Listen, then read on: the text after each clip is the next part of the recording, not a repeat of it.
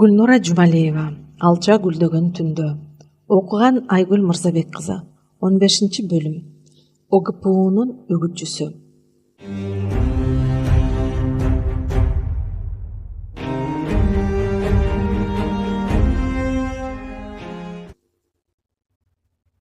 Басмачылар келип кол салып жатышат деген кеп бул чакан айылдын баш аягына желдей тарап кетти. Тешебайды колхозго киресиң деп малын айдап кетишиптир. Көк жондон Уриаттын жасоолун өлө өрчө сабашыптыр дейт. Жүрөктүн үшүн алган мындай кептер умсунай өңдүү бойго жеткен кыздардын да эсин чыгарды. Кыздар коркуп, ал тургай айыл четиндеги кудуктан таза суу алганга дагы бара албай калышты. Сабакка коркуп барып, коркуп келишет. Умсунайдын чоң энеси Турсунхан бул кабарды угаар замат кыздын бетине казандын көөсүн сүйкөп, суйсала өсүп кош өрүмгө батпай турган чачын кырып салды. Бул небересин эркек баладай көрсөтүп, басмачылардын көзүнө түшпөгөнгө жардам берет имиш. Кыз чоң энесинин бул кылгандарына канчалык каршы болсо да, анын катаал мүнөзүнөн коркуп кың дебеди. Бүгүн ал чоң энеси экөө алма терип жатышкан. Мезгил күз экенине карабай, күн катуу ысык болчу. Короолорунда картайып калган, анча мөмө бербеген бир алма дарагы бар эле. Быйыл ошол дарак аябай мөмө байлады. Тим эле шактары ийилип, сентябрдын аягына жетпей эле кыпкызыл болуп бышып калды. Чоң энеси бойго жеткен кыз экенин карабай, Умсунайдын картайып калган даракка чыгарып жиберди. Ал дарактын эки жагына карай өскөн жоон бутагына чыгып алып, кулап кетпейин деп тал тайып алып алма терип жаткан. Чоң эне деп кайдан жайдан кыйкырып, чымын куюн болуп тызылдап чуркаган небереси Асанбек ошол маалда жетип келди. Үйгө кызыл үгүтчүлөр келатат. Атам тезирээк дасторкон даярдасын деди. Ох каглайын, жөктү түшүрдүң го, балекетиңди алайын. Ага жалбарган Турсунхан эки алаканын шак чаап, элейип туруп калган Умсунайды жекирди. Айгыз, мадырайбай ылдый түш. Бачым үйгө кир. Үйгө киши келе жатыптыр. Паранжыңды тез жамына сал. Умсунай даракка чыгарын чыгып алып, кайра түшө албай калган мышыктын баласындай тырмышып түшө баштады. Турсунхан ага көңүл бурбай белин бүкчүңдөтүп үйгө шашылды.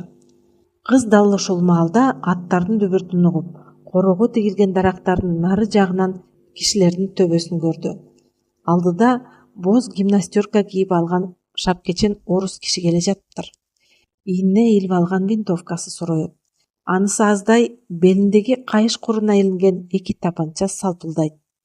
Жанында кабагы салыңкы, бирок ээрге зыңкый отурган бир жигит жана ак көйнөгүн боорун жакжайткан атасы келе жатыптыр.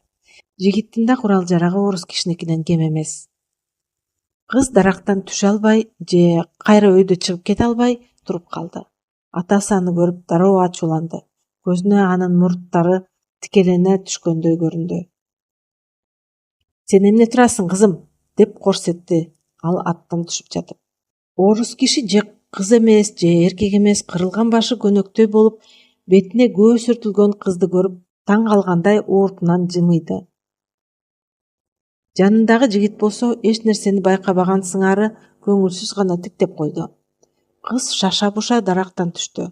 Атасы бакылдап конокторду сөрүгө жайгаштырып жатты. Апа, Шарапат, кайдасыңар? Келген конокторго аш дайындагыла. Кыз үйгө кирип баратса, жанагы жигит сөрү тараптан аны карап туруптур. Эмнегедир катуу уялды. Биринчи жолу өзүн жигиттер караган чоң кыздай сезип кетти. Төркү бөлмөгө кирип, бурчка бүрүшүп отурду. Өзүн ушундай кебетеде тигил келген меймандарга көрүнүп калганына уялып, бети чымырады. Бетим, эмнеге бу даракка чыгып алдым экен? Башында паранжым жок же? Кебетемди көрүп эмне деп ойлоштум? Ошол маалда өгөй энеси Шарапат ички каалган ачты. Ботом, эмне отурасың? Үйгө мейман келип атса, кол кабыш кылбай. Тур ашканага. Үйгө барып палоо басканга жардам бер, деди ал жемелегендей карап. Боз дубалдын бооруна мык кагып, илип койгон паранжасын бетине жамынып, ашканага жөнөдү. Жанагы келгендер эми бакылдап жатышкан экен. Шаршембай, деги байка, аларды ушул кыштактын жанынан көргөндөр бар экен, деди орус офицер кыргызча таптак сүйлөп. Жолдош Соколов, алар эч нерсе кыла алышпайт. эл колдобойт аларды, деди атасы. Шаршембай кызыл аскерлердин басмачыларга каршы ыктыярдуу отрядында кызмат кылчу. 4 жылдай үйдө болгон жок. Бул айылда улуу кичидөбөй аны Шаке деп сыйлаша турган. Кыз карарган паранжасын жамынып, чоң энеси айткандай сүйрөлөңдөй басып, келгендердин сөзүн кызыгып тыңшап баштады. Чоңдордун кептери ушул тушта колхоз, комсомол, коммунист, кулак, батрак, байдын тукуму, 5 жылдык план, непчилер, Сталин, Ильичтин жарыгы, трактор дегендер болуп калган эле. Кыз бирин түшүнсө, бирин түшүнбөй түйшөлчү. Же сурайын десе, ага түшүндүрүп берчү киши жок. Ошентип алардын сөзүн тыңшайын деп атып, пияз туурап жатып колундагы кесип алды. Өгөй энеси Шарапат акшыя карап, адатынча жекирип кое берди. Ай кыз-ай, бүгүн эмне эле далдырап катасың? Бар колуңду таң. Көзүмө көрүнбөй үйгө отуруп, кийимиңди тигип турчу. Бүгүн сени көрсөм эле кара жиним кашайып кетип жатат. Кыз андан аркы сөзүн укпай, кыжаалат боло үйгө кирди. Атасы 3 жыл мурда Кызыл армиянын катарынан биротоло кайтып келип, Кудайкул деген кишиге жалданып иштеп жаткан. Анда азыркыдай колхоздор уюштурула элек болчу. Кудайкул мата сатчу. Бир күнү Шаршембай кызына кайдан тапканын белгисиз зингер деген кийим тиккен машина алып келиптир. Бирөөлөр колдонгон эле эски машина экени көрүнүп турат. Муну тиккенди үйрөнүп, өз себиңди өзүң камда. Чоңоюп бойго жетип келе жатасың, деди кызына ал. Кыздын көзүнө ал машина укмуш эле көрүндү. Адегенде атасы алып келген таңгак матадан жууркан төшөк тиккенди үйрөндү. Анан айылдашы Шааркүл бычмачыдан кийим бычуунун сырын үйрөнүп келди да кийим тиге баштады. Алары коңшу колоңдоруна бат эле жакты. Бара-бара укмуш кийимди тиккен кыз тууралуу кошуна айылдарга чейин угулду. Бирөө чапан тиктирсе, бирөө көйнөк, дагы бири узун жеңдүү бешман тиктирет. Умсунайдын окуудан келгенден кийинки эле эрмеги кийим тикмей болчу. Кыз эмнегедир жанагы келгендердин сөзүн уккусу келди. Машинесинин жанына отуруп, кезектеги көйнөгүн тиккенге киришти, бирок эки кулагы сыртта болуп жатты. Көп нерселерин түшүнбөсө да кулагына кумдай куюп уга берди. Бул басмачылар илгеркидей эмес, деп жатты атасы. Азыр алардын колунда көп аскер жок. Илгери аларды эл кандай гана колдочу эле. Мен өзүм да Мадаминбектин жоокерлеринин катарында жүрүп калдым. Түркстанга боштондук дегендей болсок, тимели бар го? Туура айтасыз, деди жанагы жигиттин үнү. Анда боштондук үчүн күрөшүштү. Өз ара ынтымагы, тартиптери бар эле. Эми жуудар өзүң деле басмачыларга каршы отрядты жетектеп жүрдүм деп атасың. Анда деле чыныгы эркиндик талашып чыккандардын арасына кошулуп алып, зомбулук кылгандар бар болчу, туурабы? Түрмөдөн качкандар, сүргүндөн келгендер бар болчу дегендей, деди атасы жерге чийт түкүрүп. Бирок аларды корбашылар дароо теске салышчу да. Азыркыдай өкүм зордук жасамак кайдан? Мурдагыдай болгондо туура эле эшекке тескери мегизишмек. Азыркылар Совет өкмөтүнүн чыңдалганын билбейт. Баштагыдай Кашкар менен Фергананын ортосунда соодаларын кенен кесири кылсак дейт, деп кепке аралашты орус киши. Товарищ Соколов, туура айтасыз. Ушинтип басмачылар тууралуу узун кеп болуп жатты. Түш огондон кийин келген коноктор атасы менен бакылдашып күнү бою отурушту, шарап ичишти. Күүгүм кирип, күн салкындап баштаганда бүк жүйүп машинке тиге берип, чарчап кеткен кыз сыртка чыкты. Атасы мас болуп алып, сөрүдөн темтеңдеп түшүп жаткан экен. Кепичим кайда? Деп булдуруктады ал. Өй, мага кепичимди таап бергиле. Ал темтеңдеп ашкана тарапка жылаңайлак келе жаткан болчу. Алдынан каары кайнаган апасы Турсунхан чыкты. Ата сакалы эгине эбак бүтүп, 40-тын кырынан ашса да, Шаршембай апасынан аябай коркчу, сыйлачу. Бүгүн бир аз үгүт иштерин баштаар алдына бой жазып шарап ичип алайын деген. Иче берип кантип кызып калган өзү да байкабай калган тура. Мына сага кепич деп колундагы таягы менен бир салды ана апасы. Кемпир жанатан бери Шаршембайдын шарап ичкенине ачуусу келип, ич күптү болуп турганын бир эле чыгарды окшойт. Токтуна албай колундагы оропарада айылга басканда таяна калчу таягы менен ургулап сабап кирди. Жалдыраган дозоку, Кудайга жакпаган арам тамакты эмнеге ичесиң? Өзүң менен кошо мени дозокко киргизейин дедиңби, ия? Атасы башын көзүн калкалап, короону айлана качууга аракет кылды. Эки конок адегенде эмне дээрин билбей чоң энесинин бул жоругуна алаңдагансып калышты. Чоң эле кишини сабап жатса кызык эле көрүнсө керек. Коюңуз айым, деди орус киши арачага түшүп. Бир ачууңузду мага бериңиз. Анын үнү жалбаргандай чыкты. Чоң энесинин аны уга турган түрү жок. Атасын муштаглап көпкө короону айланта кубалап жүрдү. Шаршембайдын короосуна узап бара жатып, Жоодар артына кылчая карады. Короонун четине дарактардын жанында капкара баранжасын башына кийип, көздөрү жылтырап, аны карап турган кызды байкады. Бүгүн бул үй бүлөгө конок болуу анын көптөн бери жүрөгүн тумчуктурган санаасын бир аз болсо да баскандай болду. Анткени Шаршембайдын бажактаган ачык мүнөзү менен тамашалары анын көңүлүн көтөрдү.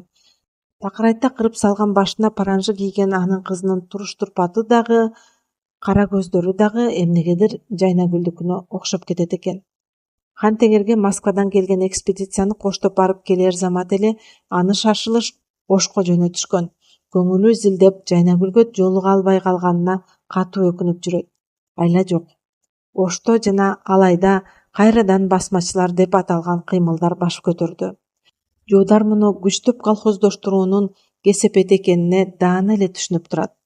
Бирок зор мамлекеттин зор адамдарынын саясатына ал сыяктуу кызматкер каршы тура албайт эле. Абал кооптуу. Кашкардан өтүп келген мурдагы талаа командирлери, дин кызматкерлери, соодагерлер же кээде жон канат талоончулардан куралган топтор берекеси төгүлгөн Фергана өрөөнүнүн тынчын алып жатат. Ушуларды ойлогон Жоодар бүгүн башын такырайта кырдырган кызды көргөндөн кийин Жайнагүлдү абдан сагынып жатканын сезди. Бул түшүнүксүз көкүрөгүн эле өрткөн жылуу, кээде кумарлуу сезимдер анын муздак мүнөзүнө жан киргизип, кан жүгүрткөндөй болот. Бир ирмемге колу бош боло калса, дароо караколдо калган ошол дарыгер кызды эстейт. Ушинтип ойлорго чөмүлүп бара жаткан аны Соколов жубаткандай сүйлөдү. Жигит, эмне ойлондуң? Шаршембайга ишене бер. Ал бизди эч качан саткан эмес. Ишенимдүү киши. Эртең экөөлөп үгүт иштерин баштайсыңар. Аны арак берип анча эмне мас кылып салдыңыз? Соколов анын бул суроосуна күлүп кутулду. Мени оозуна куйду дейсиңби? Өзү ичкиси келди да. Анткени менен жакшы адам, сага жардамчы болот. Жоодар ичинен кайдан тигинтип бутуна тура албай ичти. Эми эртең үгүт иштеринде кантип чыгат деп ойлоду. Эртең менен карга бок чокуй элек таң заарда Жоодар терезени бирөө каккалаганынан ойгонуп кетти. Чыкса Шаршембай экен. Салам алейкум, аке. Тынччылыкпы? Күн чыкканча да уктайсыңбы? Кызыл командир, жүрү үгүт иштерин баштайлы. Жоодар көзүн ушалап, кече жөн эле күмөнсүнгөн экенмин деп ойлоду. Эртең менен турганда Умсынайды өгөй энеси чакырып, чоң энесине көрсөтпөй колуна бир түйүнчөк талкан карматып, өзүнүн энесиникине жөнөттү. Мунун Норузбай тайкеңдикине жеткирип бер. Умсынай паранжасын жамынып алып, эң-теңдеп чуркап бараткан. Колхоздун кызыл үйүнүнүн жанында топтошкон кишилер туруптур. Кече алардын үйүнө мейманга келген жакшынакай жигит 4 дөңгөлөктүү арабанын үстүнө чыгып алып сүйлөп жатыптыр. Колунда бир барак кагаз, жанында көйнөгүнүн жакасы бүчүлөнбөгөн атасы турат. Айланайын аксакалдар, о эл журт, кебимди жакшылап оккула. Бул жогортон келген буйрук. Басмачыларга кошулгандар жана аларды калкалагандар аяосуз жазаланат. Мындай адамдар камакка алынат, түрмөгө камалат. Уктуңарбы? Тургандар кулактарын делдейгенче угуп жатышты. Басмачылардын айткандарына ишенбегиле. Ооганстандан кол баштап келе жатабыз. Бизге кошулгула дегендери жалган. Ал тургай көптөгөн корбашчылар менен алардын бандаларын ошол эле Ооган армиясы кубалап жүрөт. Анан туугандар, алардын катарына кошулуп жаткан жакындарыңыздарды чакыргыла. Куралдарын өткөрүп беришсин. Өз эрки менен келгендерге эч кандай жаза болбойт. Умсунай анын жагымдуу коңур үнүн угуп аңкайып тура берди. Ошол маалда сүйлөп жаткан жигиттин көздөрү ага чагыла түштү. Ал сөзүн токтотуп, бир самга буйдала калды. Мындан улам Шаршембай кызын байкап калды. Корккон кыз арттын карабай шашылып жөнөп кетти. Кадырман окурман, чыгарма жакса лайк басып каналга катталыңыз. Сиздин колдооңуз каналдын өсүшүнө жана жаңы бөлүмдөрдүн тез чыгышына шарт түзөт. Биз менен болгонуңуз үчүн чоң рахмат.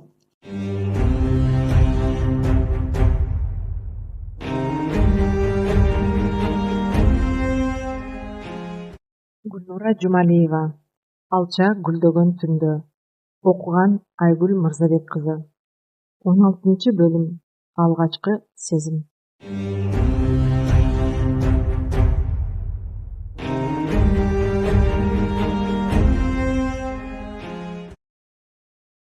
Досум, анчалык эмне ой басып кетти? Жоопту катчынын куркулдайдын уясындай тар кабинетинде отурган Зияш ордунан селт этти. Эсиптеш экен. Эрназар таралбай калган кайраттуу чачтарын сылап, эчкимден тартынбай караган өткүр көздөрү менен аны тиктеп туруптур. Көздөрүнүн асты саал шишимик тартып, кечинде уйкудан калган түрү бар. Зияштын уруксатын күтпөй эле саргыч үстөлдүн жанына коюлган табуреткага отура кетти. Калганын такылдатсам такыр угаар түрүң жок. Ал жакындай отурганда дароо ичимдиктин жиpi бур этти. Зияш мурдун тырыштырып, жактырбагандай кабагын салды. Кебетиң кантет? Түндө дагы бөтөлкөнүн түбүнө түшкөнсүң го. Сен сурабам, мен айтпайм, дос. Мынауну редакторго алып барсам, сени карап көрсүн, деди. Эрназар саргыч жука барактарга жыбырата жазылган кол жазмасын анын алдына жылдырды. Эртең бейшембе, Кызыл Кыргызстан гезитинин кезектеги саны жарык көрөт. Гезит деген ушул буудай сураган тегирмендей эле макала сурап турат. Эрназардын ашыкча сынчыл макалаларды жаза турганын баары билишчү. Бул редактор Ашыралы Исаковго такыр жакчу эмес. Эрназардын жазгандарын жоопту катчы Зияшка жөнөтчү. Ал болсо кызыл калем сабын аябай ушундай бир чыйбыргыч дейсиң, макаланын туздуу жеринен эч нерсе калчу эмес. Бул жолу Айылдык буржуазиянын акыркы деми деген макаласында Сибирге айдалып жаткан кулактар тууралуу жазган экен.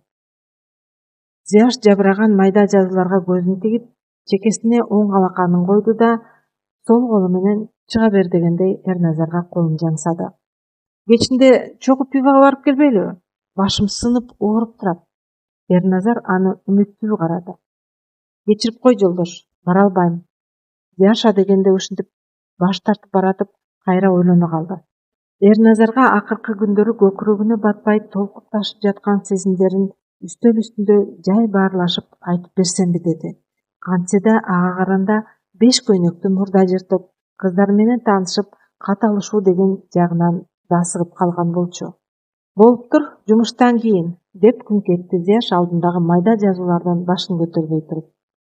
СССР деген чалкыган өлкөнүн бир бурчунда калган ушул Кыргыз АССР деп аталган чакан тоолуу аймакта азыр калкты отурукташтыруу менен удаа туташ коллективдештирүү деген саясат жүрүп жатат.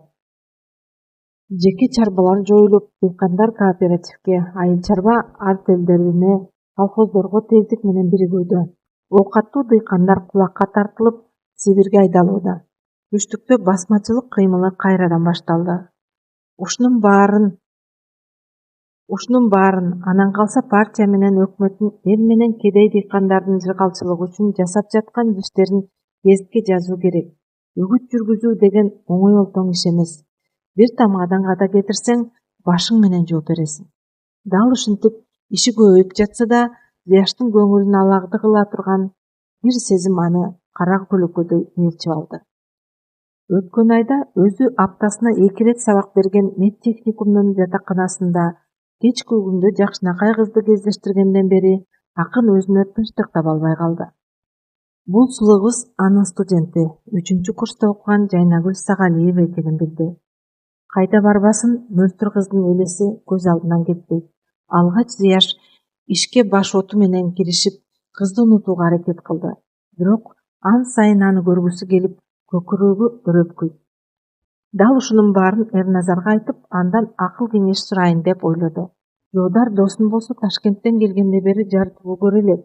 Ал ГПУга ишке киргенден бери тынымсыз чапкылап иштеп жүрөт. Эми мына түштүккө басмачыларга каршы үгүт иштерине кетти. Кечинде чоң-чоң терезелерден күздүн акыркы леби келип турган жаңы салынган Ашканада отуруп Эрназарга абалын төкпөй чачпай айтып, аягында эмне кылышты билбей жатам досум деген соболду берип токтоду акын. Сүйүүгө кабылышың менен куттуктайм досум деп корстон боло сүйлөдү мунук олтурган Эрназар алдында көбүктөгөн пиводон аптыга жуткандан кийин. Жигит катуу ашык болгон Фатима аттуу кыз башка жигитке турмушка чыгып кеткенден кийин ичкиликке жакын болуп жүргөнүн эстештерине маалым болчу. Досу коңкойгон кырдач мурдун колу менен калкалай оор үшкүрүп алды. Сен мынтип ашыктык отуна быкшып отура бербей, ал кызга сезимиңди билдир. Кантип билдирем? Сурайсың да досум. Которуп жатканың Пушкиндин Евгений Онегин романы. Сүйүп окуганың Набоинин рубайлери. Анан калса сендей таланттуу акын азыр Кыргызда туул элек. Туулса да балтыр эти тол элек. Кыз сүйчү кыл мурут кези боло элек. Кой антип ашыкча мактаба, деди Зияш жылмайып. Мактап эмес, чын айтам, Заке. Акын болгон соң кызга ырарнап сезимиңди билдир, деди Эрназар өзүнүн устаттык кеңешине маашырлангандай аны далга таптап. Бирок эсинде болсун. Кыз бир ирет жок деген жообун берсе, иштин бүткөнү. Ошондуктан жакшылап жаз. Айтса айтпаса төгүнбө. Зияш бул тууралуу ойлонуп калды. Ошол күнү агыл төгүл болуп Жайнагүлгө арнап ыр жазды. Ыр баштаганда эле сөздөр жүрөгүнүн өзүнөн өзү куюлуп түшкөнсүдү. Бирок аны катка сулуу, экши кылып жазыш оор болду. Кеминде 10 чакты жолу баракка кайра көчүрдү окшойт. Башкалардан айырмаланып Зияштын жүрөгү назик эле. Бир нерсе болсо баары жүрөгүнөн өтчү. Эрназар айткандай, Жайнагүл жок деп жооп берип койсо эмне кылам деп көп ойлонду. Ошондуктан жазган катын бере албай жүрдү. Кадырман окурман, чыгарма жакса лайк басып каналга катталыңыз. Сиздин колдооңуз каналдын өсүшүнө жана жаңы бөлүмдөрдүн тез чыгышына шарт түзөт. Биз менен болгонуңуз үчүн чоң рахмат.